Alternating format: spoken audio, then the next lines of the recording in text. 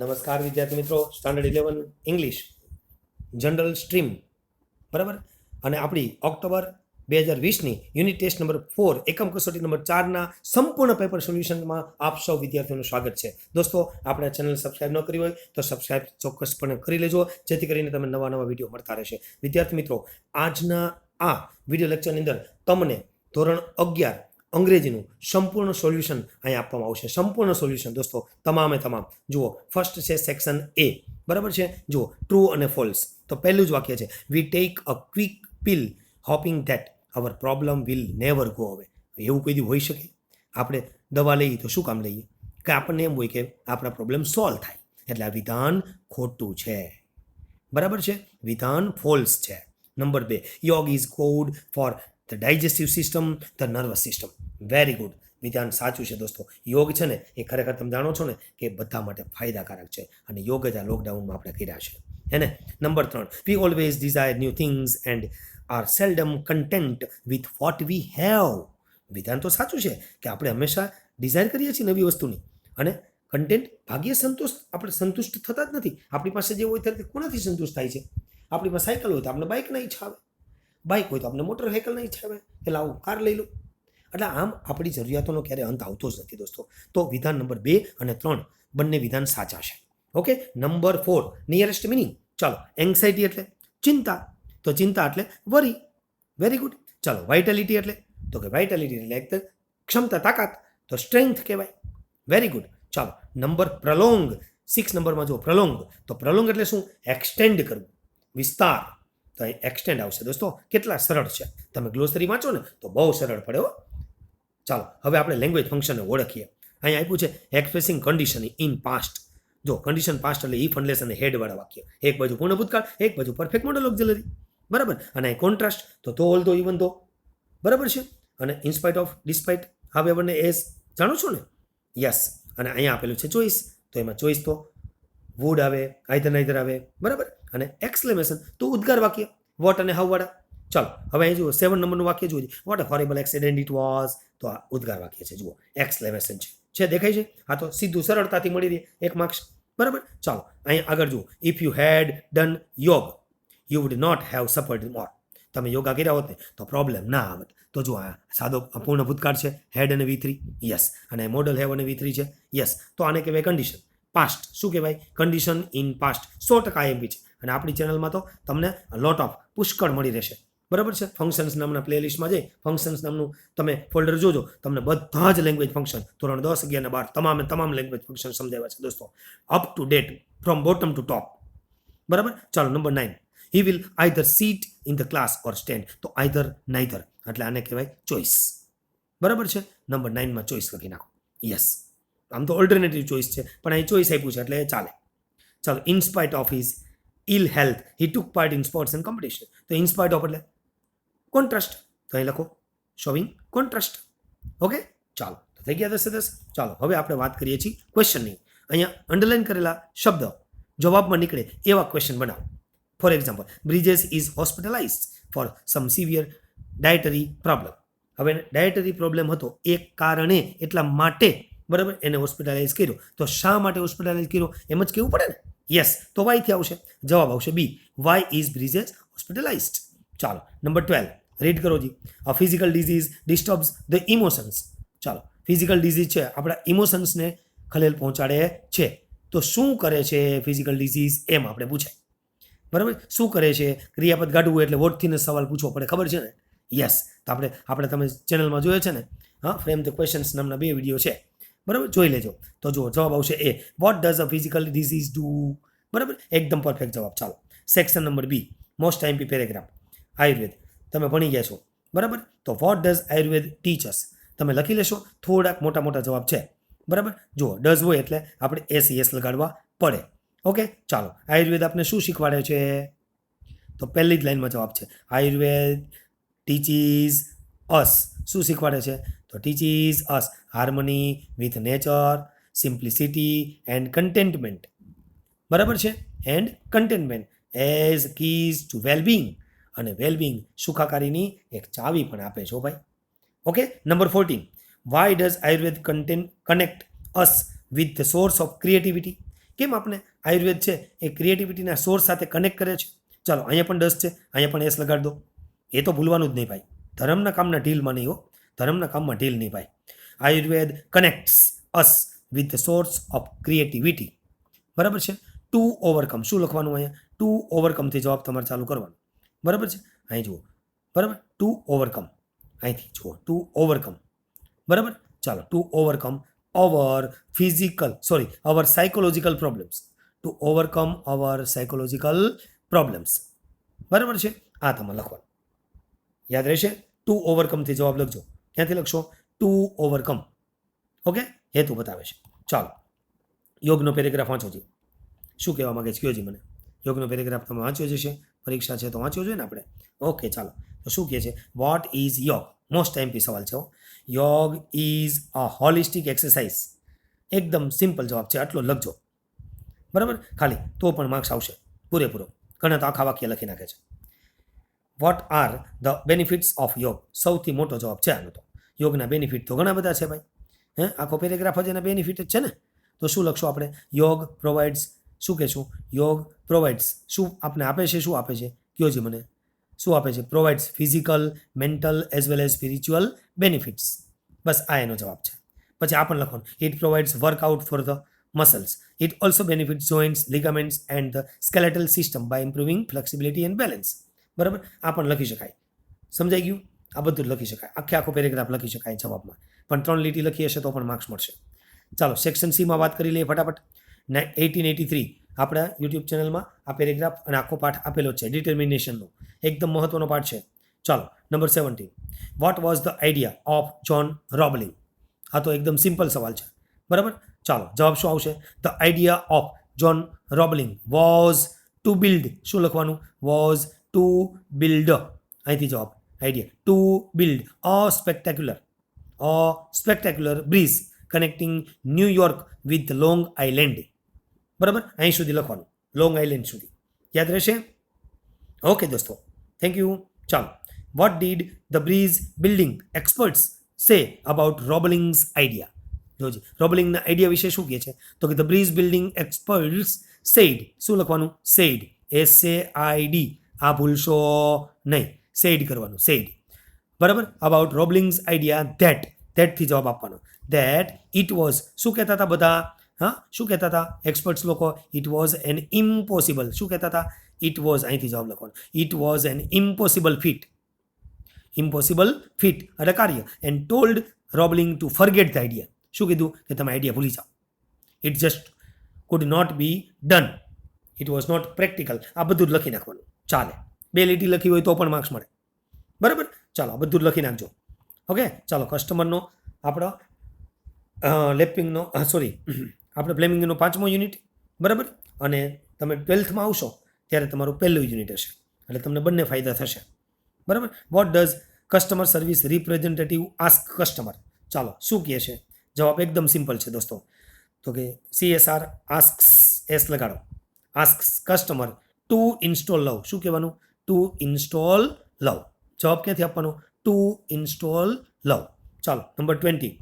Vote does the CSR advise customer? ચાલો, અહીંયા પણ એમ કરો. CSR એડવાઇઝીસ, એસ લગાડો પહેલાં. Yes, advises customer to open. શું લખવાનું? To open your heart. જવાબ શું આવે? To open your heart. બરાબર છે દોસ્તો? કેવું સરસ મજાનું પેપર હતું, ઇઝી હતું ને? ચાલો, આ તમને ખૂબ કામ લાગશે પરીક્ષામાં. અલગ અલગ પરીક્ષાઓમાં તમને સારું પડશે. આજે હું તમને એવો સરસ મજાનો ઈમેલ આપવાનો છું, એવું મસ્ત માળખું છે કે તમે રાજી થઈ જશો. તમને ચોક્કસપણે બોર્ડની પરીક્ષામાં ખૂબ સારા માર્ક્સ મળશે. બરાબર છે? તમને કાયમ માટે યાદ આવશે, 11માં 12માં અને પછી પણ તમને યાદ આવશે એવું સરસ મજાનું આ માળખું છે. રવિન્દ્ર પટેલ એક ઈમેલ લખે છે. બરાબર છે? કારણ કે એને શૂઝ મંગાવ્યા છે અને એ શૂઝ બરાબર નથી અને આપણે એની કમ્પ્લેન કરવાની છે રિપ્લેસમેન્ટ માટે. તો કેવી રીતે લખવાનું? બોક્સ બનાવીને લખશો, ખબર છે ને? યસ, ચાલો બોક્સ બનાવી નાખો. પહેલાં એ જુઓ, તમને સ્ક્રીન ઉપર આખું બોક્સ બતાવું છું. ચાલો, આ રીતે લખવાનું. ફ્રોમમાં તમારે જે વ્યક્તિ છે ને એનું જ એડ્રેસ લખવાનું. બરાબર, એનું જ ઈમેલ આઈડી બનાવવાનું. એટલે રાજેન્દ્ર પટેલ છે તો આપણે બનાવી કાઢવાનું આપણી રીતે. બરાબર, આ 2 છે એ આપેલું છે સૂચનામાં, એ બેઠું લખવાનું છે. તારીખ આપણી રીતે આપણે મેનેજ કરવાની છે. અને સબ્જેક્ટ મેઇન છે, replace a pair of sports shoes. આ સૌથી અગત્યની વસ્તુ છે. અને કોઈ બી આવી ઓનલાઈન શોપિંગ કર્યા હોય કે જેણે વ્યક્તિ હોય એને આપણે ઈમેલ લખતા હોય તો એમાં ડિયર સર જ લખવાનું છે, બરાબર, એમાં બીજું કાંઈ ના આવે. ચાલો હવે સ્ટાર્ટિંગ કરવાનું. સૌથી મહત્વની વાત, I am writing you this email for complaining about a bad experience which is very rare. જો હું તમને ઈમેલ લખું છું કમ્પ્લેનિંગ માટે છે, ફરિયાદ છે, અને કઈ શેની ફરિયાદ છે? બેડ એક્સપિરિયન્સ મને થયો છે તેની. આ એક્સપિરિયન્સ કેવો છે? વિચ ઇઝ વેરી રેર, કે જે જવલ્લે જ બનતો હોય છે, રેર થિંગ, ભાગ્યે થતું હોય છે. That is happened with your brand product. તમારી પ્રોડક્ટ છે, બ્રાન્ડ છે, અમે જાણીએ છીએ.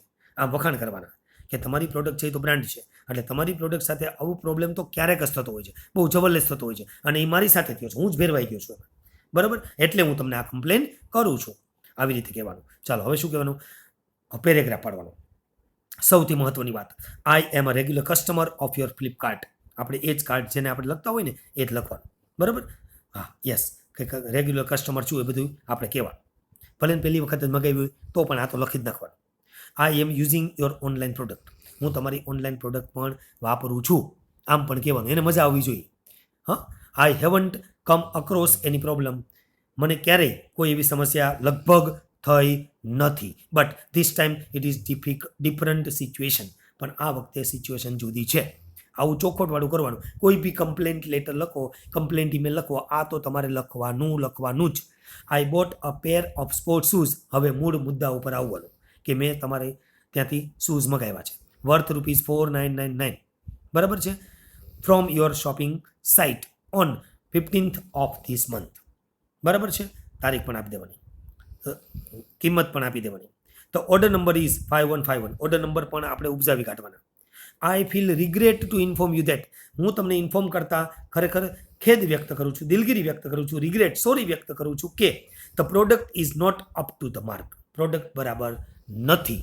The product is not as described on the screen. આ વાક્ય તમારે બેઠા જ લખી દેવાના. સ્ક્રીન ઉપર ડિસ્ક્રાઇબ તમે કરી છે, તમે વેબસાઇટ ઉપર ડિસ્ક્રાઇબ કરી છે, એ પ્રમાણે નથી. It is defective. તે ખામીવાળી છે. શું ખામી છે એ આપણે કહેવાનું. આઈ ફાઉન્ડ ધ શૂઝ, બરાબર, the shoes are in damaged on the sole. બોલો, સોલ છે ને જે તળિયું એમાં ડેમેજ છે, એવા મને મળ્યા શૂઝ. એન્ડ અનકમ્ફર્ટેબલ ટુ વેર. અને પહેરવામાં અનકમ્ફર્ટેબલ છે. આ તમને જે કાંઈ કમ્પ્લેન કરવી હવે કરવાની, બરાબર, જેટલા આવડે એટલા. 2 વાક્ય આવડે તો 2. It is not comfortable in size. આવું તો આવડે ને લખતા, બસ આવું લખો. It is somewhat small. અને નાના છે ભાઈ. તમારા નંબર કંઈક મને ખબર નહીં, હવે મેં 8 નંબર જ મંગાવ્યા હતા, પણ તમારા તો મને 6 નંબર જેવા લાગે છે. આવું આપણે કહી દેવાનું. The foot is aching while wearing. અને પહેરું છું ને તો દુખે છે. દુખે જ ને, 8 નંબર પહેરતા હું 6 નંબર ચડાવો તો, બરાબર.